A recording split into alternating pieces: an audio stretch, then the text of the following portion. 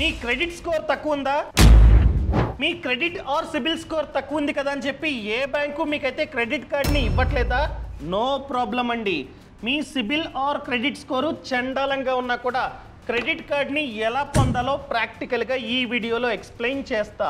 అదేవిధంగా మన సిబిల్ స్కోర్ని అమాంతంగా ఎలా పెంచాలో కూడా ఒక ప్రూవెన్ టిప్ని నేనైతే చెప్తా.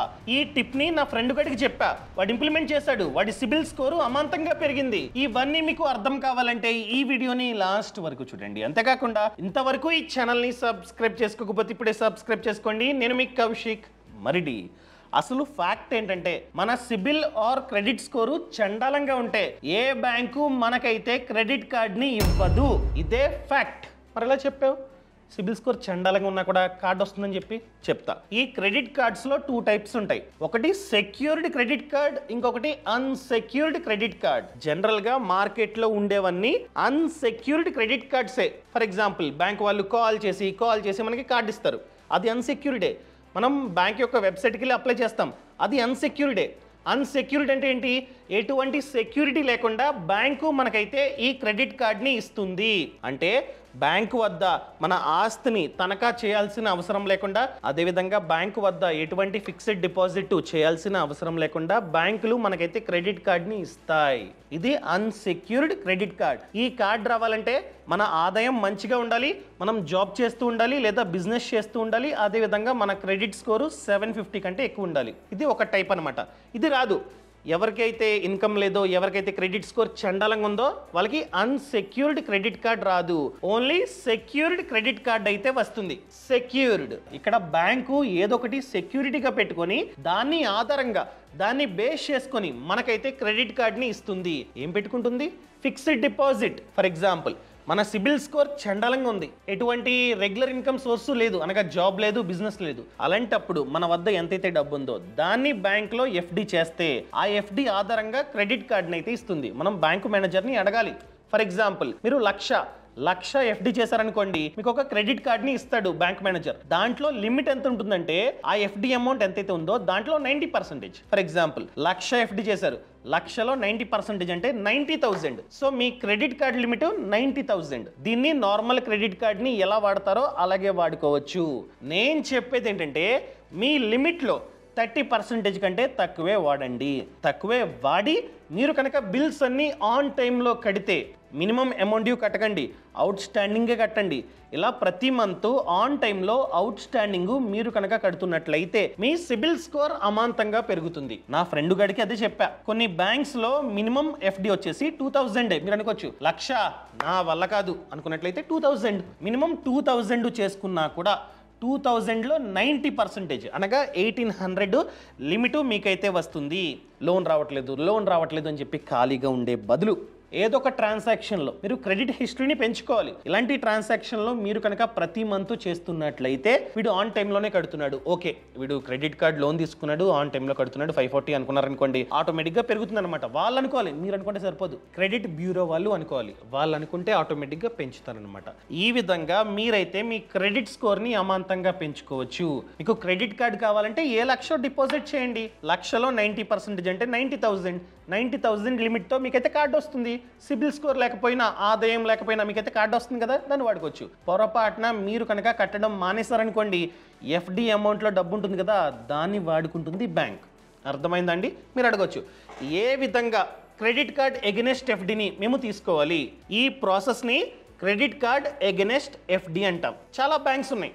ఫర్ ఎగ్జాంపుల్ ఒక ప్లాట్ఫామ్ ఉంది. ఈ ప్లాట్ఫామ్లో మినిమం డిపాజిట్ జస్ట్ 2000 మాత్రమే. అదేవిధంగా మీకు వడ్డీ కూడా మంచిగా ఇస్తుంది ఈ బ్యాంకు. ఆ బ్యాంక్ పేరు వచ్చేసి SBM బ్యాంక్. సో దీంట్లో ఏ విధంగా ఎఫ్డి చేయాలి, ఏ విధంగా కార్డ్ తీసుకోవాలి? ఫర్ ఎగ్జాంపుల్ ఒక యాప్ ఉందండి, క్రెడిట్ పే. మీకు కావాలంటే నా ఫోన్లో స్క్రీన్ రికార్డింగ్ చేసి మరి మీకు చూపిస్తా. ఇదిగోండి క్రెడిట్ పే, యాప్ పేరు క్రెడిట్ పే. క్లిక్ చేసా. సో ఈ యాప్లో చూసుకున్నట్లయితే కింద ఇదిగోండి క్రెడిట్ పే కార్డ్. అర్థమైందా? క్లిక్ చేయండి. ఇదిగోండి ఇది కార్డ్ అనమాట. కార్డు మీద క్లియర్గా ఉంది SBM బ్యాంక్. మనం ఎంతైతే ఎఫ్డి చేస్తామో ఈ ఎఫ్డి ఈ బ్యాంకులోకి వెళ్తుంది. సో ఈ బ్యాంకు మనకైతే వడ్డీని కూడా ఆఫర్ చేస్తూ ఉంటుంది. ఈ ఎఫ్డి ఎంతకాలం పాటు అయితే ఉంటుందో అంతకాలం పాటు ఈ కార్డ్ అన్నది వ్యాలిడ్. అర్థమైందా అండి? మినిమం పెట్టుబడి 2000. ఇక్కడ చూడండి, starts with only 2000. Clear? And దాంతోపాటు ఇది RuPay credit card. RuPay credit card అవ్వడం వలన మన యూపీఐకి లింక్ చేసుకోవచ్చు. లింక్ చేసుకొని ప్రతి మంత్ మనమైతే ట్రాన్సాక్షన్లో చేసుకోవచ్చు. యూపీఐ అమౌంట్ ఏ విధంగా వాడతామో అదేవిధంగా ఈ కార్డ్ నుండి అమౌంట్ అయితే వాడవచ్చు. అలా వాడుతున్నట్లయితే 2% వరకు క్యాష్ బ్యాక్, ఇదిగోండి ఇక్కడ ఉంది 2% క్యాష్ బ్యాక్ ఆన్ యూపీఐ. అర్థమైందా అండి? అదే ఆఫ్లైన్ అయితే 3%, అనగా బయట షాప్కి వెళ్ళి ఈ కార్డ్ని ఇస్తే వాళ్ళు స్వైపింగ్ చేసుకుంటారు. సో 3% వరకు క్యాష్ బ్యాక్ మనకైతే వస్తుందన్నమాట. క్లియర్? అండ్ అదేవిధంగా ఇది లైఫ్ టైం ఫ్రీ. ఇది life time free credit card. అదేవిధంగా ఎటువంటి ఇన్కమ్ ప్రూఫ్, ఎటువంటి క్రెడిట్ కార్డు అవసరం లేదు. ఎవరికి కావాలన్నా వాళ్ళు ఈ యాప్ని డౌన్లోడ్ చేసుకుని డైరెక్ట్గా అప్లై చేసుకోవచ్చు అనమాట. యాప్ లింక్ కావాలంటే కింద డిస్క్రిప్షన్లో పక్కన కామెంట్స్లో ఇస్తా. అండ్ లెర్న్ మోర్ క్లిక్ చేసా. సో మనం ఎంతైతే డిపాజిట్ చేస్తామో దాంట్లో 90% లిమిట్తో ఈ కార్డ్ అయితే వస్తుందంట. And 200 cash back. ఈ కార్డ్ని యాక్టివేట్ చేయగానే 200 క్యాష్ బ్యాక్ మనకైతే వస్తుంది జాయినింగ్ బోనస్ రూపంలో. అదేవిధంగా ఆల్రెడీ చెప్పా వీళ్ళకి యూపీఐ ఉంది. దీని ద్వారా మనం కనుక పేమెంట్స్ చేస్తే 2% క్యాష్ బ్యాక్, అదేవిధంగా ఆఫ్లైన్ స్టోర్స్లో 3% వరకు క్యాష్ బ్యాక్ వస్తుంది. ఎంతైతే క్యాష్ బ్యాక్ వచ్చిందో దాన్ని మనమైతే క్లెయిమ్ చేసుకోవచ్చు. ఎలాంటి ప్లాట్ఫామ్స్ వద్ద? ఫర్ ఎగ్జాంపుల్ జెప్టో కావచ్చు, ఫ్లిప్కార్ట్లో కావచ్చు, జొమాటోలో కావచ్చు, స్విగ్గీలో కావచ్చు, అమెజాన్ పే ఎక్సెట్రా. అక్కడ మనమైతే క్లెయిమ్ చేసుకోవచ్చు అనమాట. కావాలంటే ఫ్యూచర్లో ఎఫ్డి అమౌంట్ని పెంచుకోవచ్చు. ఫర్ ఎగ్జాంపుల్ ఎక్కువ లిమిట్ కావాలి, అలాంటప్పుడు మీ ఎఫ్డి అమౌంట్ని మీరైతే పెంచుకోవచ్చు అనమాట. సో దీనికి అప్లై చేయడానికి మీ ఏజ్ 18 కంటే ఎక్కువ ఉండాలి. అండ్ ఆల్రెడీ చెప్పా ఇది లైఫ్ టైం ఫ్రీ. ఎప్పుడైతే 5,000 కంటే ఎక్కువ డబ్బుని ఎఫ్డి చేస్తారో అప్పుడు ఇది లైఫ్ టైం ఫ్రీ అనమాట. క్లియర్? మిగతా టర్మ్స్ అండ్ కండిషన్స్ మీరైతే ఇక్కడ చదవచ్చు. అన్నీ చదవండి. చదివిన తర్వాత మీరు కావాలంటే అప్లై చేసుకోండి. ఏ విధంగా అప్లై చేయాలి? ఇక్కడ సింపుల్గా మీరైతే డైరెక్ట్గా అప్లై చేసుకోవచ్చు అనమాట. ఇలా అప్లై చేస్తే వెంటనే ఈ కార్డ్ అనేది వస్తుంది. ఈ యాప్ లింక్ అన్నది కింద డిస్క్రిప్షన్లోని పక్కన కామెంట్స్లోని పెట్టా, మీరైతే ఒకసారి గమనించండి. ఇంకా సెకండ్ వన్ చూసుకున్నట్లయితే ఎస్బీఐ బ్యాంక్ కూడా మనకైతే ఈ కార్డ్ని ఇస్తుంది.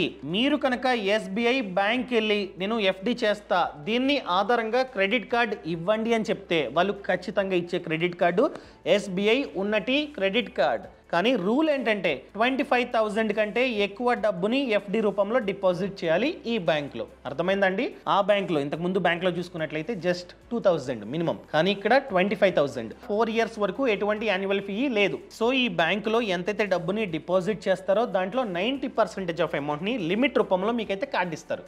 మీరైతే యూజ్ చేసుకోవచ్చు. దీనికంటూ కొన్ని అడ్వాంటేజెస్ ఉన్నాయి. ఈ కార్డుకి కొన్ని అడ్వాంటేజెస్ ఉన్నాయి. ఏంటంటే 100 మీరు కనుక స్పెండ్ చేస్తే ఈ కార్డ్తో ఒక రివార్డ్ పాయింట్ మీకైతే వస్తుంది. ఫ్యూచర్లో ఈ రివార్డ్ పాయింట్స్ని మీరైతే క్లెయిమ్ చేసుకోవచ్చు. అదేవిధంగా ఈ కార్డుతో పెట్రోల్, డీజిల్ కొట్టించుకుంటున్నట్లయితే సర్చార్జ్ మాఫీ, 1% సర్చార్జ్ అన్నది మీకైతే మాఫీ అవుతుంది. సో మీరు మీ డబ్బుని సేవ్ చేసుకోవచ్చు. అదేవిధంగా ఈ కార్డుతో 1 monthలో 50,000 కంటే ఎక్కువ డబ్బుని స్పెండ్ చేస్తే మీకు 500 క్యాష్ బ్యాక్ వస్తుంది. ఇంకా third one ICICI instant platinum credit card. అర్థమైందండి? సో దీనికి మినిమం ఎఫ్డి చూసుకున్నట్లయితే 50,000. మీరు ఈ బ్యాంక్లో మినిమం 50,000 డిపాజిట్ చేస్తే దాని ఆధారంగా 90% వరకు లిమిట్తో మీకు కార్డు వస్తుందన్నమాట. సో ఎటువంటి యాన్యువల్ ఫీజు లేదు. అదేవిధంగా ఈ కార్డుతో మీరు కనుక బుక్ మై షోలో మినిమం 2 టికెట్స్ని కొనుగోలు చేస్తే 25% వరకు మీకైతే డిస్కౌంట్ వస్తుంది. సో డిస్కౌంట్ వచ్చేసి మ్యాక్స్ టు మ్యాక్స్ 100. 2 టికెట్స్ కొంటే 100 వరకు మీకైతే డిస్కౌంట్ అన్నది వస్తుంది. అదేవిధంగా ఈ ఐసిఐసిఐ బ్యాంకు కొన్ని రెస్టారెంట్స్తో టైప్ అయి ఉంది. అక్కడికి వెళ్ళి తిని ఈ కార్డ్ని ఇస్తే మీకు స్పెషల్గా ఆఫర్లు, క్యాష్ బ్యాక్లు వస్తాయి, డిస్కౌంట్స్ వస్తాయి అనమాట. అర్థమైందండి?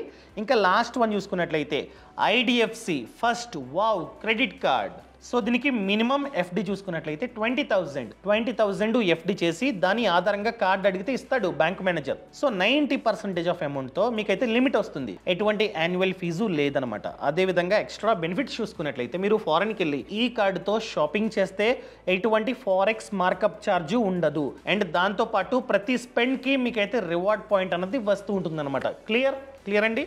సో మీ సిబిల్ స్కోర్ చండాలంగా ఉండి పెద్ద ఇన్కమ్ లేక మీకు క్రెడిట్ కార్డు కావాలంటే ఈ పని మీరైతే చేయవచ్చు. అదేవిధంగా మీ సిబిల్ స్కోర్ని పెంచుకుందాం అనుకున్నట్లయితే ఈ విధంగా అప్లై చేయండి. కార్డు వస్తుంది.